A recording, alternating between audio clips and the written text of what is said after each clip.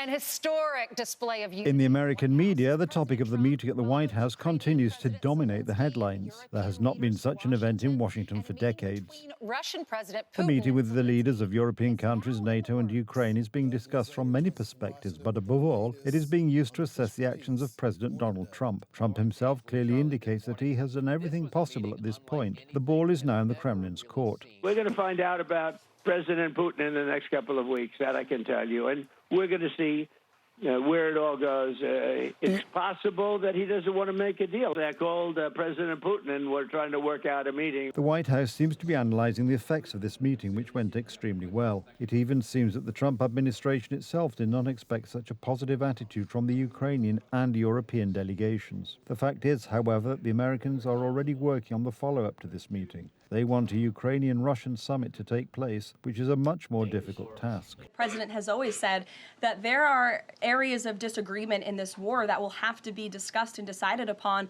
by these two countries. And so he wants these two countries to engage in direct diplomacy. He's said that from the very beginning, which is why he's agreeable to the idea of having President Zelenskyy and President Putin get together. And I understand accommodations for that meeting are underway. As soon as we hear more details, we'll be sure to let all of you know. At this point, it is not known when or where such a meeting could take place. At least 4 locations are being discussed: Geneva, Doha, or Istanbul, where the Ukrainian-Russian negotiations have already taken place, but also Budapest, which was mentioned in a conversation between Donald Trump and Viktor Orban. Ukraine wants security guarantees to prevent future Russian aggression, and Trump wants to end the war as soon as possible.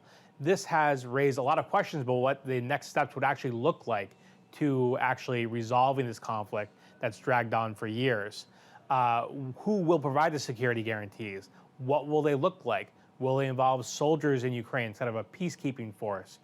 The issue of security guarantees is already being discussed at the EU level.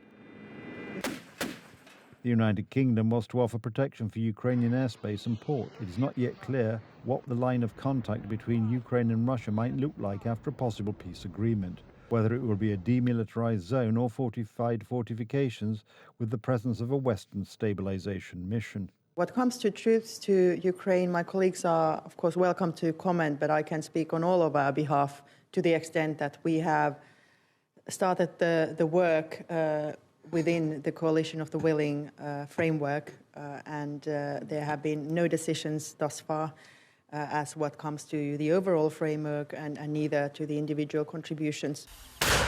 2 issues are key here: what peace terms will ultimately be put on the negotiating table by both sides, and what concessions both Kiev and Moscow will be willing to agree to in order to sign such an agreement. A separate third issue, however, remains who will enforce the terms of such an agreement and how, and what the Coalition of the Willing will do in the event of a violation or open breach.